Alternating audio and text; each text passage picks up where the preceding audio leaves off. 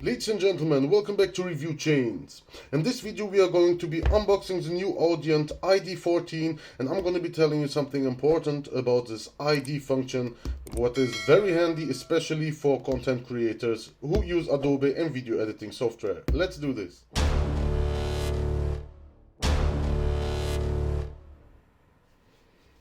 Okay, so this is the package. On the back side you can see the features. Let's open it up.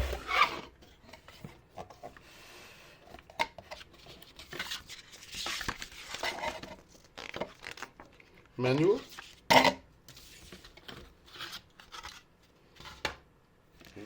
And this is what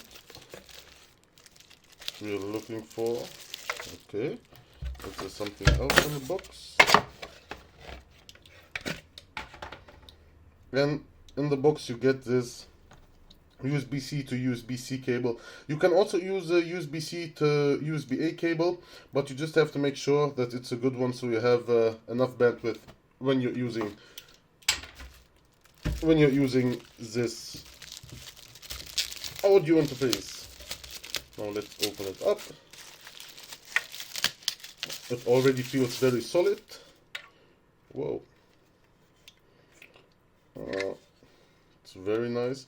Now, if you would like to know some very deep information about this, you can check it out on many other channels on YouTube. There are many great YouTubers who are making very in-depth, detailed videos about the features of this machine.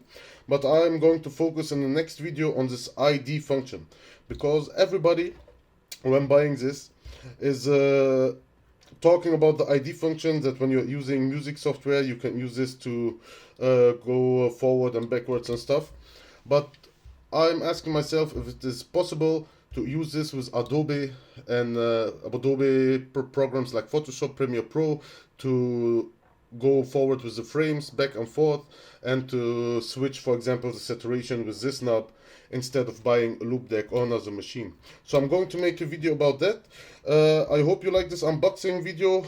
I have my first impression is that this is a very solid and very beautiful audio interface, and it fits my MacBook Pro, the M1 Max. It has almost the same color. I hope you like this video. If you like videos like this and you want to see the in-depth review about the ID function, just follow the channel. Hit subscribe and give us comments if you have some questions so I can answer them in the next video. I hope this was good advice. Enjoy your day.